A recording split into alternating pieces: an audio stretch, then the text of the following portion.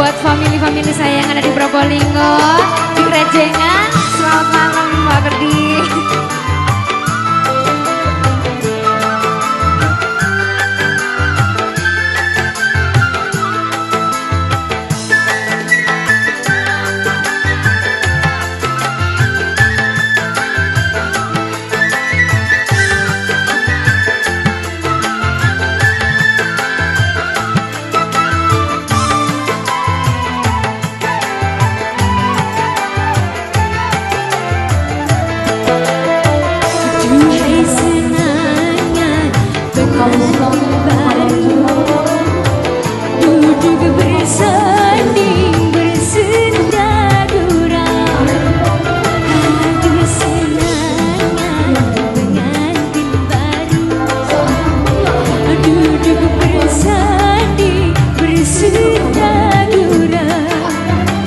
Bagaikan raja dan permaisuri.